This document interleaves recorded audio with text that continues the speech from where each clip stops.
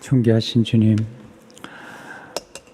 하나님 앞에 나와 예배하는 성도 한 분 한 분의 기도를 들으시고 오늘 성령님의 감동하심으로 우리에게 주시는 말씀을 잘 받아 그 말씀을 삶 속에 적용하고 그 말씀이 우리의 삶을 풍성케 하는 축복으로 인도해 주옵소서. 예수님 이름으로 기도합니다. 아멘.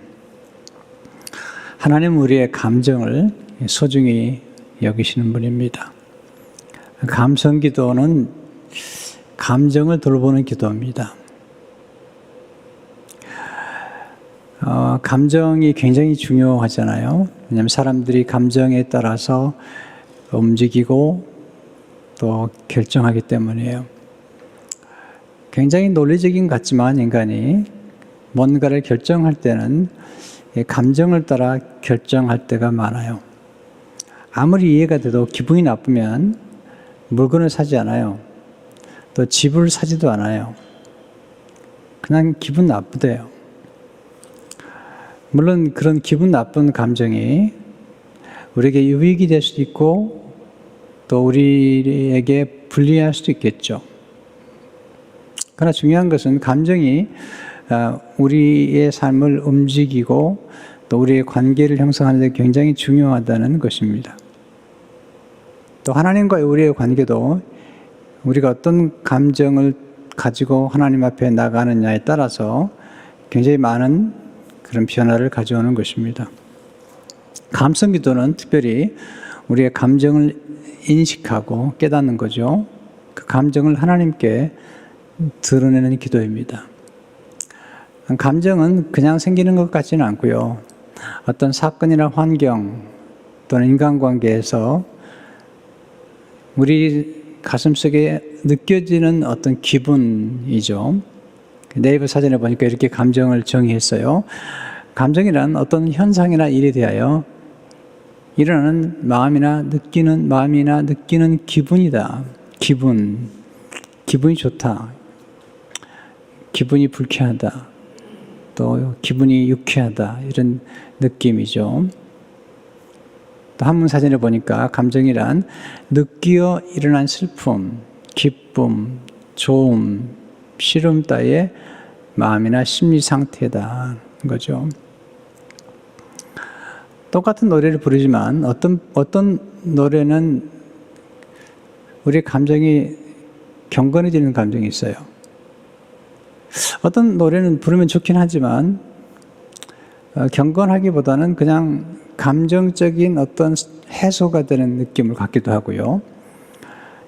음악이든 또는 어떤 것이든 간에 우리의 삶 가운데 관계가 이렇게 일어나는 것들을 보게 됩니다. 문제는 우리 감정에 상처를 입을 때가 문제가 생기는 거죠. 몸의 상처도 치유되지 않으면 고름이 나고 그리고 독소를 발휘하게 됩니다. 한 2주 전일까요? 갑자기 아침에 일어났는데 왼쪽 그 허벅지 쪽에 이 살갗이 벗겨져 가지고 아주 빨갛게 된 거예요. 아마 제가 부딪히면서 살의 겁질이 벗겨진 것 같아요. 굉장히 아프더라고요. 그래서 이제 연고를 바르고 그렇게 했는데 이게 회복되는데 일주일, 거의 2주일이 걸리는 거예요. 자, 우리 몸의 상처도 또 치유되는데 시간이 걸리고요. 또 치유를 잘 하지 않으면 덧나게 되죠. 나중에는 마이신까지 먹어야 될지 모르죠. 마음의 상처도 마찬가지예요. 마음이 상하면 좀 회복되는 시간이 걸리잖아요. 엄마나 아빠가 아이들이 잘못할 때 야단치잖아요. 그때 본인이 잘못했지만 이 마음이 감정이 상해요. 그냥 소리치죠. 뚝! 네. 네가 뭘 잘못했다고 울어. 뚝! 네, 그렇게 얘기하지만 뚝 했다고 그 마음이 쉽게 풀리지 않거든요. 입이 나오고 방에 들어가고 또 말을 하지 않아요. 또 밥도 먹기 싫대요. 왜냐하면 감정이 지금 치유가 안 된 거죠. 상한 감정들이. 상한 감정을 하나님께 내어놓고 기도하는 기도, 그리고 치유를 받는 기도, 이게 이제 감성 기도예요. 요즘 좀 새로운 기도를 많이 제가 소개해 드리는데, 이런 감성 기도도 다 침묵 기도나 경청 기도와 다 연결이 되어 있고요. 또는 호흡 기도하고도 연결이 되어 있어요. 잘 들어보시면 이게 연결이 되는구나 하는 사실을 깨닫게 되죠. 감성 기도가 뭘까? 오늘 한나의 기도를 통해서 우리는 감성 기도를 배울 수 있어요. 첫째로 감성 기도는 자신의 감정을 인식함으로 시작이 돼요. 자신의 감정을 인식하다는 게 중요해요. 많은 분들이 감정을 그냥 억누르고 살기 때문에 본인의 감정을 잘 표현하지 않을 때가 많고, 특별히 남자들은 감정을 잘 표현하지 않아요. 한나의 경우는 달라요. 한나는 지금 굉장히 감정의 상처를 받고 있어요. 한나가 결혼했던 남편 엘가나는 굉장히 좋은 사람 같아요. 문제는 한나가 아이를 낳지 못하는 거예요. 그 당시에는 이렇게 아이를 낳는 게 굉장히 중요해요. 특별히 종손을 이렇게 낳아서 대를 잇는 게 굉장히 중요한 때예요. 그러니까 아이를 낳지 못하는 여인의 감정은 부끄러움이에요. 수치심이거든요. 근데 엘가나가 한나가 아이를 낳지 못하니까 둘째 여인을 데려온 거예요. 분인나라고 하는 여인을 들어왔는데, 펄벅이 쓴 대지라는 책에 보면 아무리 지붕이 커도 한 지붕 안에 두 여자가 살기는 좁다는 거죠. 기가 막힌 일이죠. 근데 둘째 여인이 들어와서 아이를 낳고 이 조광지처를 아주 업신여기는 거예요. 6절에 보시면 사무엘상 1장 6절에 여호와께서 그에게 임신하지 못하게 하심으로 그의 적수인 원수, 대적이죠. 분인나가 그를 심히 격분하게 하여 괴롭게 하더라. 심히 격분했다. 현대의 성경에 보니까 몹시 괴롭히고 업신여겼다는 거예요. 여러분, 상처는 멀리 있는 사람에게 받는 게 아닙니다. 항상 가까이 있는 남편이나 아내 또는 친족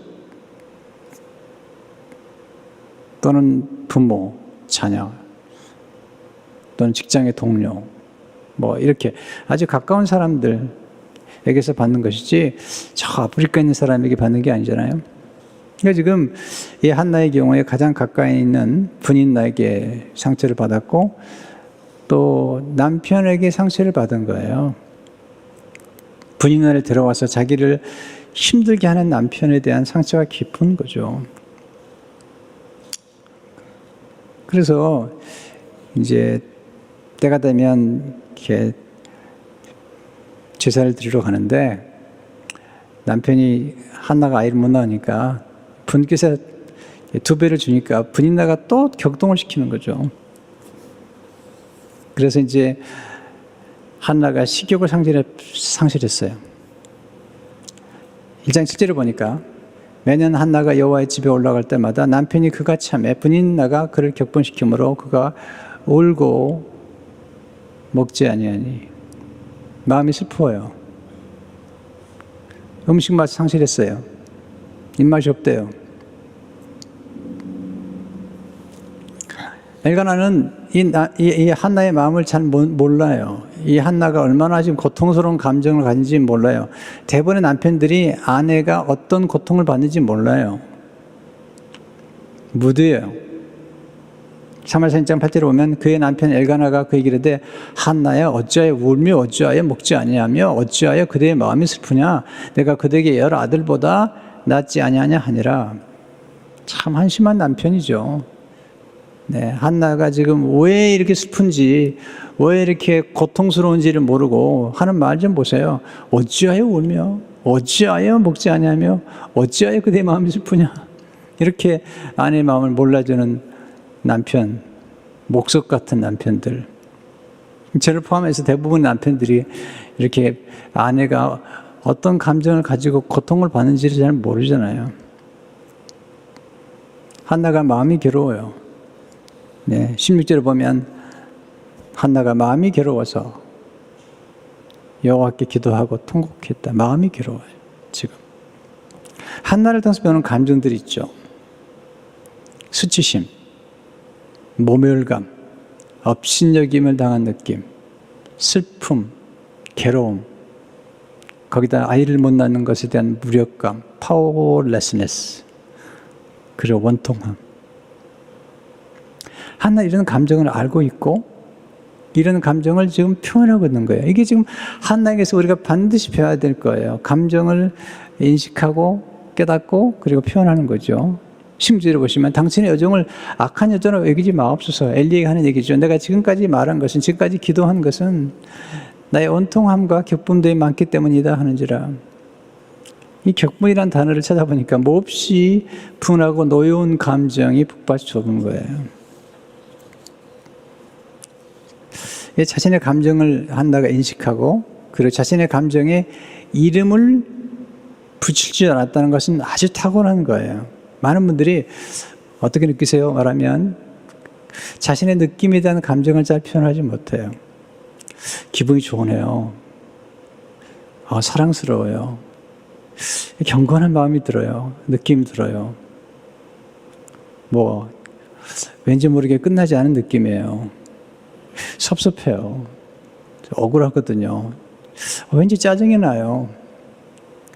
왜 기분이 이렇게 더럽죠? 예를 들면 죄송합니다. 이런 표현을 해서 이런 감정이 여러 가지 감정이 있는데 음식을 좋아하는 미각을 탁월한 게 가진 분들은 똑같은 음식을 먹고도 그 음식의 맛을 다양하게 표현하잖아요. 그것처럼 이 감정에 대한 인식이 탁월한 사람들은 그 감정에 대해서 이름을 붙일 줄 아는 거예요. 근데 한나가 그러고 있는 거죠. 이 감정이 얼마나 중요한가를 이렇게 알려준 사람 중 하나가 다니엘 골만이라는 분이에요. 이분이 감정 지수라는 책을 썼어요. 네, 우리가 IQ가 지능 지수라면 감정 지수는 감정을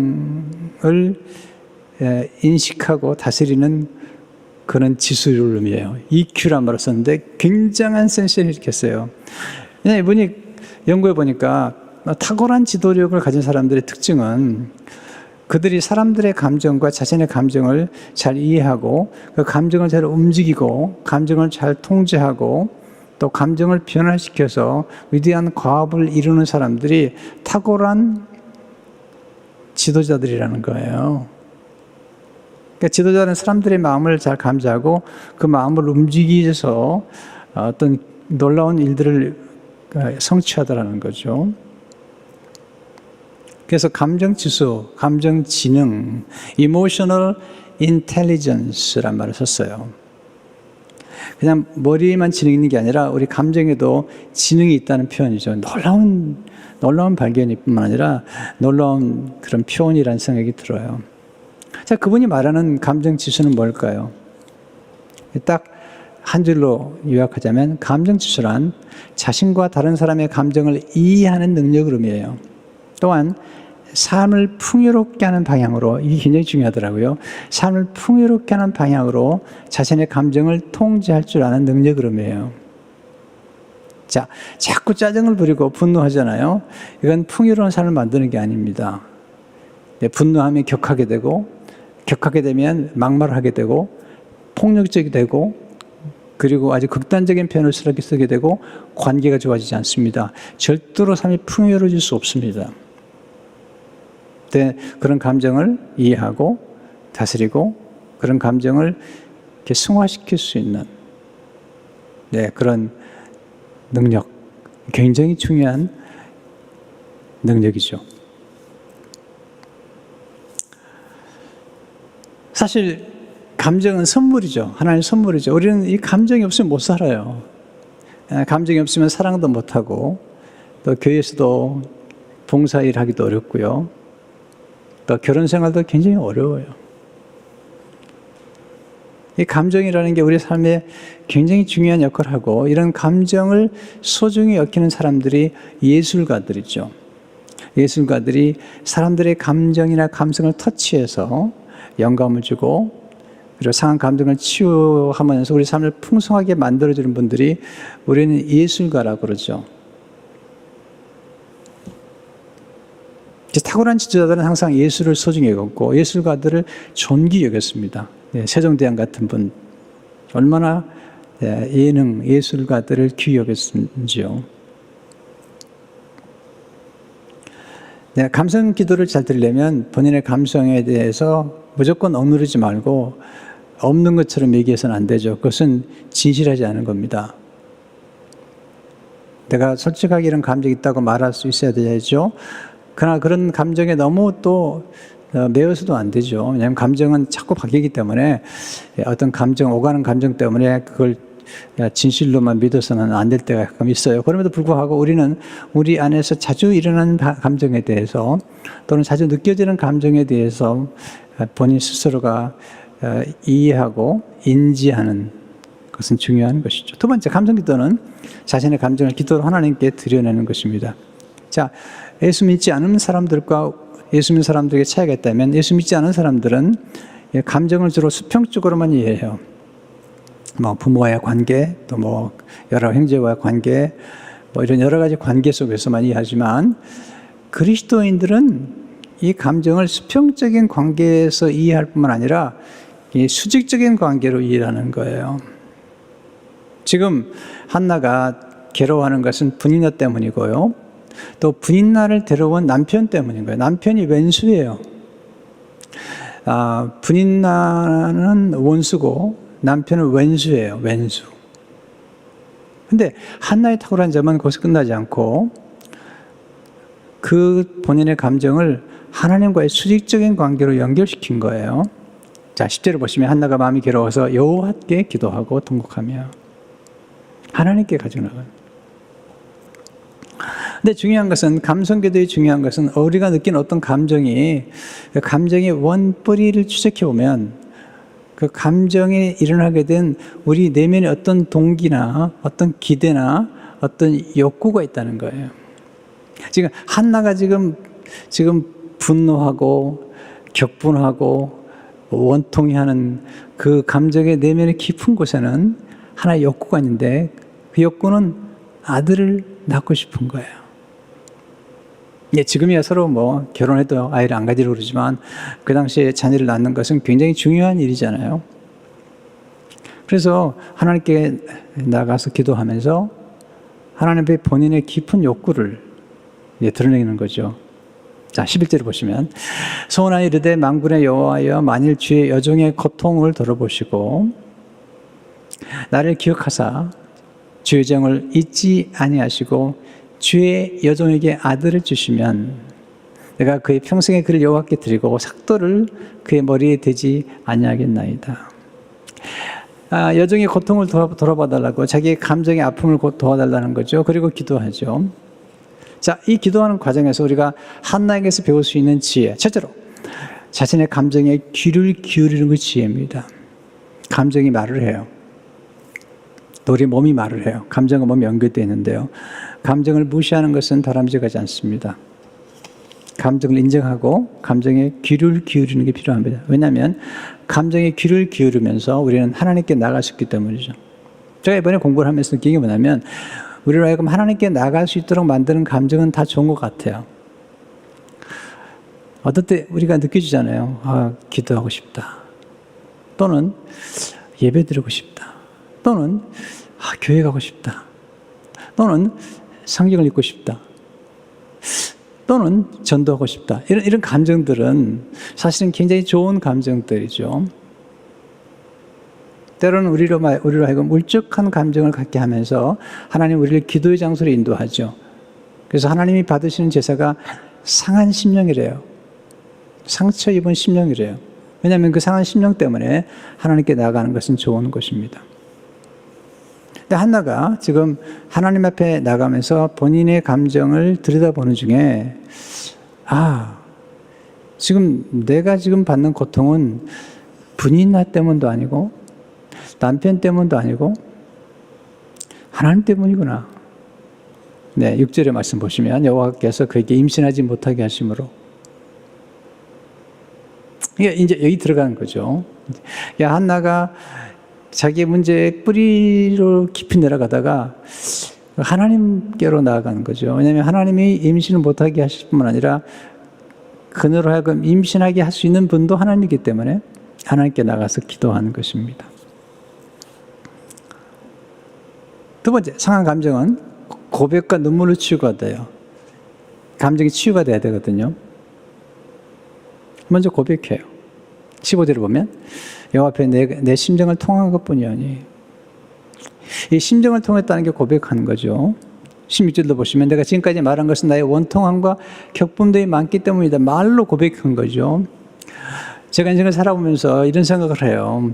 저도 그때 상담도 받아보고 그랬는데, 우리 생각 가운데 우리의 속에 있는 모든 것들을, 어떤 고통이든 우리의 어두운 그림자든 우리가 과거에 지은 죄든 어떤 일어나는 가져서는 안 될 감정이든 간에 그런 것들을 솔직하게 털어놓을 수 있는 대상이 한 명에서 두 명만 있다면 그 사람은 참 행복한 사람인 거예요. 만약에 그런 대상이 서로 부부간이라면 더 좋은 거죠. 남편이 느끼는 어떤 감정에 대해서 아내에게 솔직히 말했을 때 아내가 그 감정을 이해해주고 그리고 다독여줄 수 있다면 참 좋은 아내죠. 또 아내의 고통을 남편에게 말했을 때 그 아내의 마음을, 아내의 감정을 이해해줄 수 있는 그런 부부간이 된다면 정말 축복이죠. 쉽지 않아요. 그래서 시집가면 친정어머니가 필요하죠. 친정엄마를 찾아가서 다 털어놓잖아요. 정말로 우리 생각 가운데 멘토든 스승이든 간에 모든 것들을 다 털어놔도 괜찮을 수 있는 그런 대상을 가지고 있다면 그 사람은 아주 건강하게 살아갈 수 있는 거예요. 대화와 고백, 폴 트루니에가 사실 자기 아버지가 나이가 많이 들었을 때 낳은 거죠. 그래서 아버지 바로 돌아가시고 어머니 바로 돌아가시고 고아처럼 성장했어요. 늘 수줍어했고요. 근데 선생님을 잘 만난 거예요. 아무래도 선생님이 집으로 초청을 해가지고 이야기를 시작한 거죠. 거기서 대화를 나누다가 폴 트루니의 생각이 바뀌어요.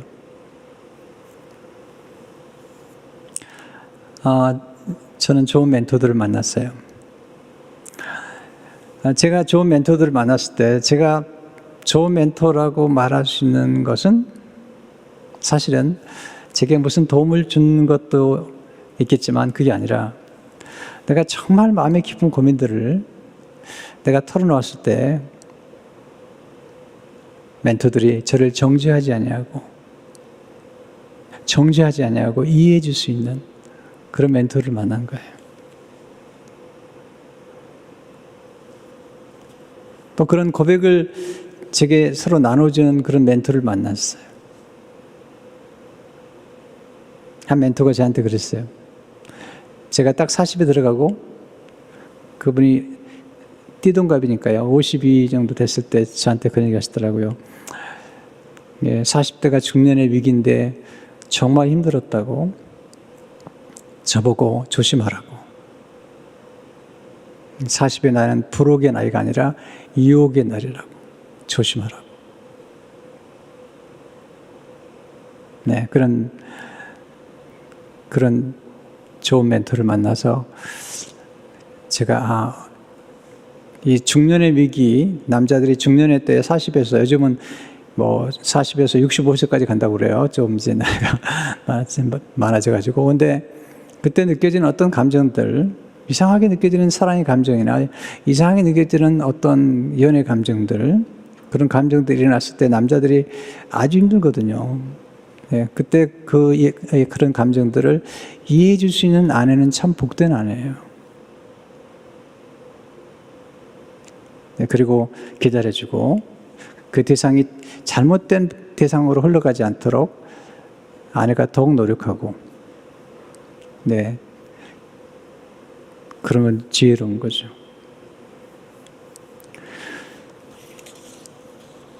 한나는 그 대상을 사람이 아니라 하나님으로 찾은 거죠.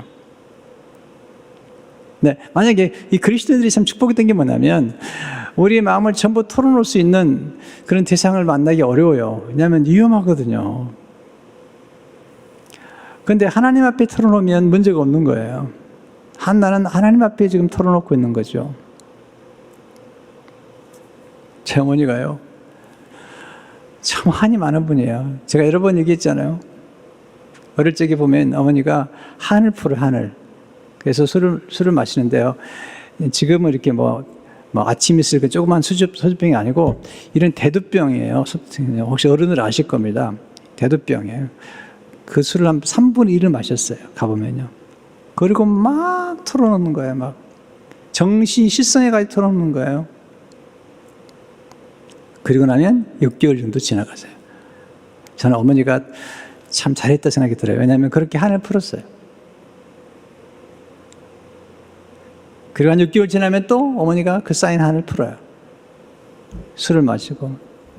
초등학교 때 멀리서 집에 들어가면 소리가 나요. 곡소리가 나요. 들어가면 어머니가 실신해 있어요. 소리 지르고. 손에는 큰 소주병이 이렇게 들어있어요.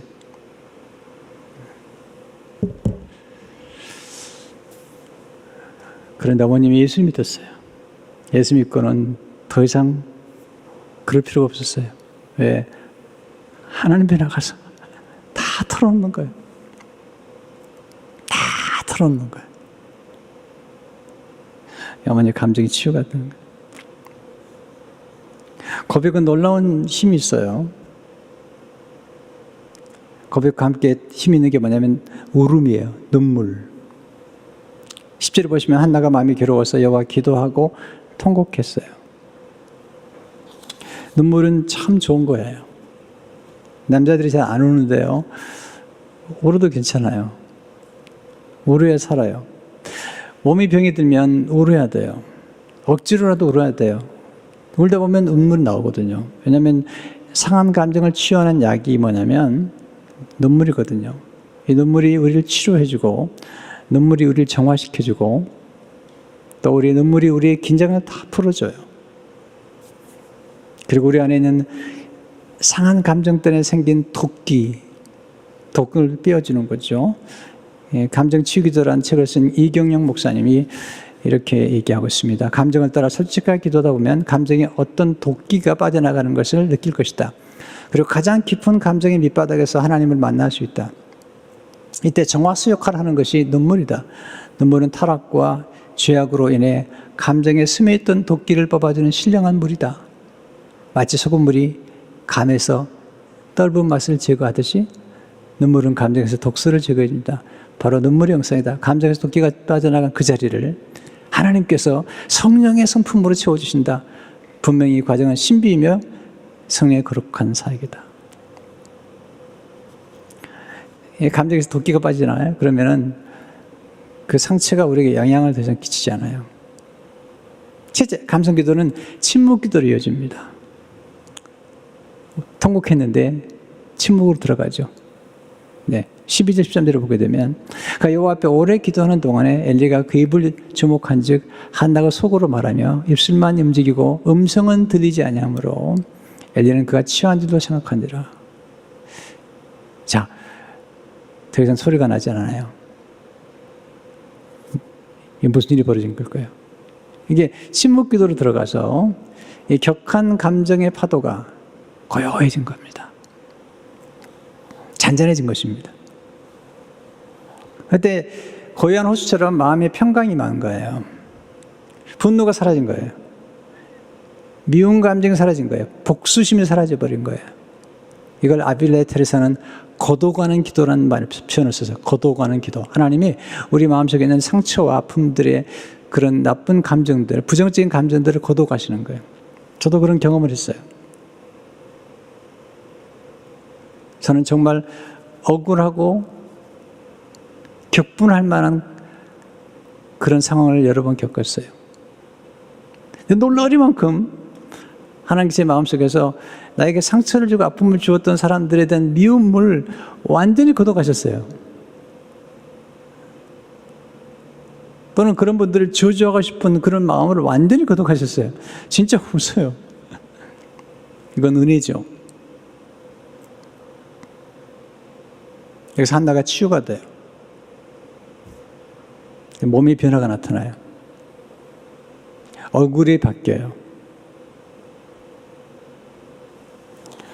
엘리가 너 술 취했느냐? 그랬더니 술 취한 게 아닙니다. 제가 마음을 통하는 것입니다. 그때 엘리가 축복해 줍니다. 17절에 보면 엘리가 대답하여 이르되 평안히 가라. 이스라엘 하나님이 내가 기도하여 구한 것을 허락하시기를 원하노라하니. 네, 그 말씀을 받고 축복들을 받고요. 그리고 집으로 돌아가는데 변화가 일어납니다. 18절에 보세요. 이르되 당신의 여종이 당신에게 은혜 있기를 원하나이다 하고 가서 먹고 얼굴에 다시는 근심빛이 없더라. 두 가지 변화요. 식욕이 돌아왔어요. 두 번째, 얼굴에 근심빛이 사라졌어요. 넷째, 감성기도는 상한 감정과 함께 몸을 치유해 주죠. 네, 18절 다시 보세요. 가서 먹고 얼굴에 다시는 근심빛이 없었더라. 그리고 하나님께 경배하고 돌아가서 집에 가서 엘가나와 함께 동침해요. 그리고 아이를 하나님이 주세요. 여기서 아주 중요한 이 감정과 몸의 변화를 읽어야 돼요. 19절 20절을 보게 되면 그들이 아침에 일찍 일어나 여호와 앞에 경배하고 돌아가 라마의 자기 집에 이르니라. 엘가나가 그의 아내 한나와 동침하매 여호와께서 그를 생각하신지라. 한나가 임신하고 때가 이르매 아들을 낳아 사무엘이라 이름하였으니 이는 내가 여호와께 그를 구하였다 함이더라. 이번에 잘 깨달았습니다. 한나의 감정이 치유가 되니까 몸이 변화돼 버렸어요. 옛날에는 엘가나가 동침하자 그래도 싫은 거예요. 당신 분인한테 가라고. 배기 싫다고.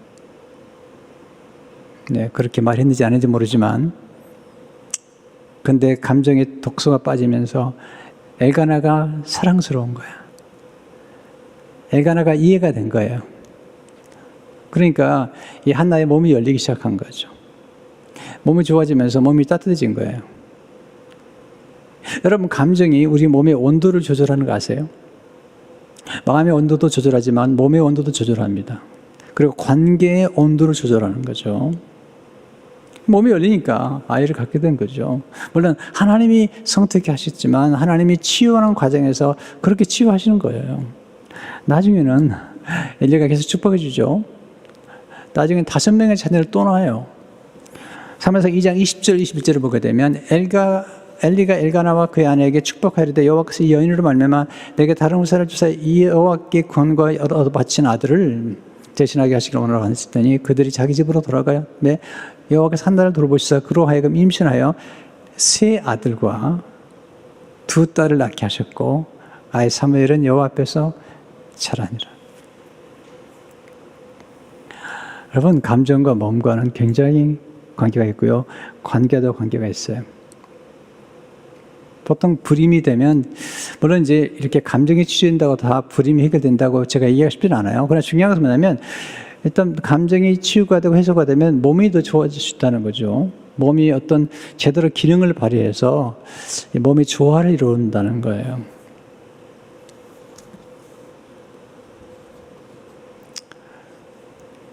보통 불임을 경험한 분들이 한의사나 또는 의사를 찾아가면 몸이 너무 차갑다고 이런 표현을 많이 하는데요. 그런 몸이 체질적으로 그럴 수도 있고 상황이 여러 가지인데 그것 때문에 다 우리가 감정이 치유가 안 돼서 그렇게 얘기하기는 어려운 얘기예요.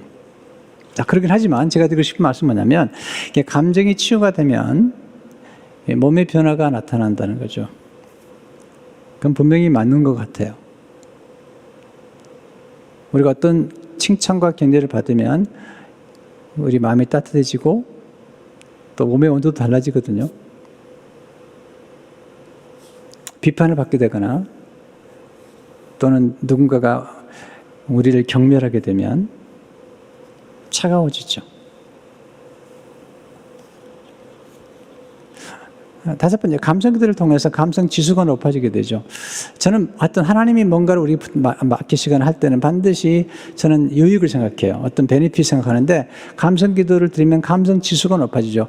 감성 지수란 뭐냐면 자기의 감정을 인식하고 깨닫고 그 감정을 돌보고 또한 좋지 않은 감정이나 도움이 안 되는 감정은 다스리거나 아니면 승화시키는 거죠.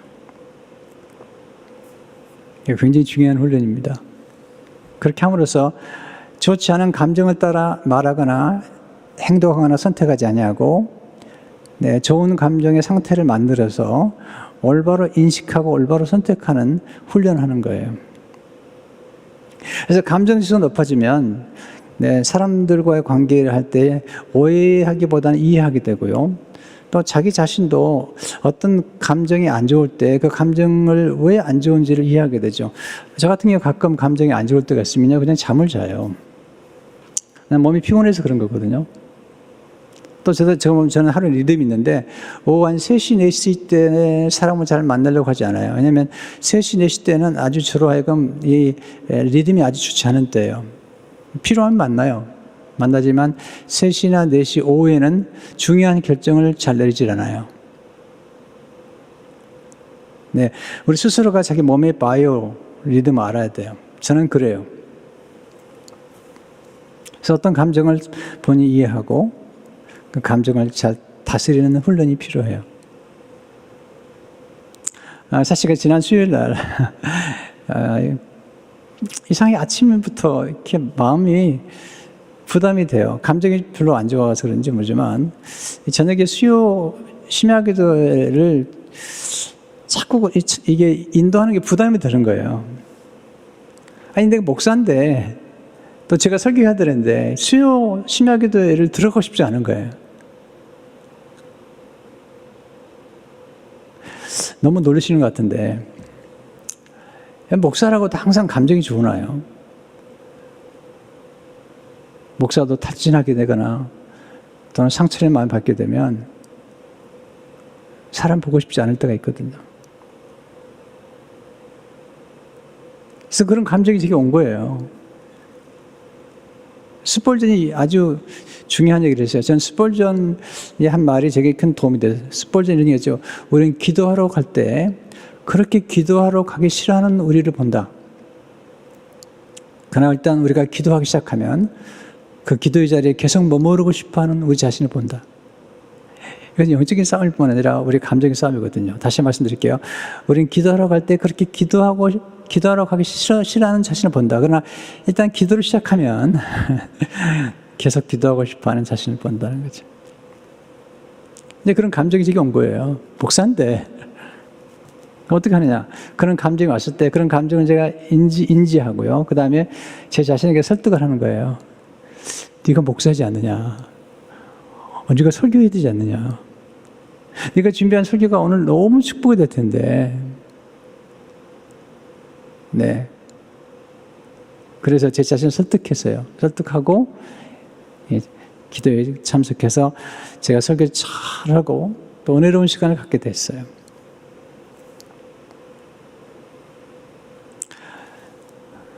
이거 제가 약간 손해보는 얘기를 한 것 같은데 그러나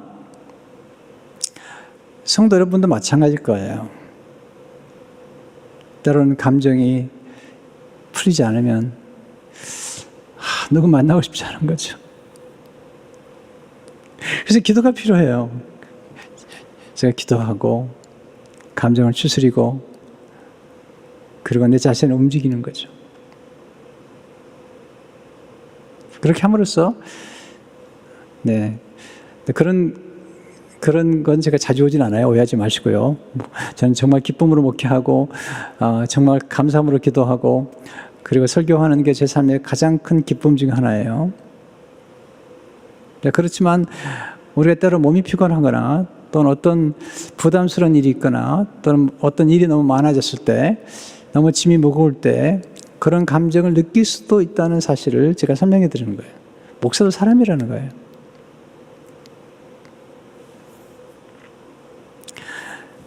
자, 우리가 이런 감정을 정말 잘 다스리게 되면 또 성령님의 도우심을 받게 되면 우리의 감정이 승화가 돼요. 그리고 또 하나 분명히 아셔야 될 게 있어요. 이게 좀 도움이 되는데요. 이 감정 지수가 높아지면은 본인이 가지고 있는 핵심 감정을 이해하게 돼요. 어떤 분은 핵심 감정은 자꾸 짜증을 부리는 거예요. 그러니까 주위 사람들 싫어해야 돼. 어떤 분의 핵심 감정은 항상 감사해요. 기쁨이에요. 우리 오은철 목사님의 핵심 감정은 기쁨 같아요. 이렇게 늘 그냥 찬송에다 콧노래 부르세요. 자, 보세요. 이게 굉장히 중요한 얘기인데요. 저는 어떤 감정 상태에 들어가면 굉장히 설교가 잘 준비가 돼요. 또 어떤 핵심 감정, 어떤 감정에 들어가면 그렇게 그 설교가 잘 될 수가 없어요. 어떤 상태에 들어가면 그렇게 글이 쏟아져 나와요. 자, 그러니까 제가 하는 일은 뭐냐면 설교를 준비하기 전이나 어떤 사람을 만나기 전에 그런 감정을 제가 스스로가 만들어내는 거예요. 리추얼이라고 그러는데요. 어떤 그런 감정이 나올 수 있는 걸 제가 스스로 알기 때문에. 자, 제가 저는 음악을 안 해봐서 모르겠지만 음악 하는 분들 가운데도 분명히 그런 것 같아요. 어떤 마음의 상태가 되면 연주를 너무 잘하는 거예요. 지휘자님, 그죠? 그러니까 이게 지금 운동원도 마찬가지예요. 운동한 사람들이 보면 야구할 때 딱 때리면서 알거든요. 홈런이구나. 또는 테니스 할 때 라켓을 휘두르면서 딱 들어갈 때 오늘 이게 정말 잘 나가는구나. 이게 뭐냐면 스윗 스팟이라는 거예요. 스윗 스팟. 우리가 어떤 상태에 들어갈 때 그때 최고의 결과, 최고의 생산성을 마련하는 거죠. 제가 그걸 찾아낸 거예요. 그걸 찾아냈기 때문에 굉장히 어떤 일들을 많이 해도 그렇게 지치지 않는 거예요. 아시겠지만 연말 연초 되면요 설교를 많이 준비해야 돼요. 그럴 때도 제가 허둥대지 않는 까닭은 뭐냐면 제 마음의 감정의 상태를 만들어내요. 성령의 도우심으로. 그리고 그 상태 안에 들어가면 아주 고요해요. 그래서 서두르지 않아요. 허둥대지도 않아요. 고요하게 하나하나를 침착하게 말씀을 준비해요. 미리 준비하기도 하고요. 그러니까 여러분이 아셔야 돼요. 어떤 감정 상태 때 사람을 대하면 가장 좋은 결과를 얻게 되는지. 또는 놀라운 건데요. 이걸 어떤 분들은 꽃이라 말을 써요. 어떤 상태가 이루어지면 좋은 일이 생겨요. 이게 참 어려운 얘기인데요.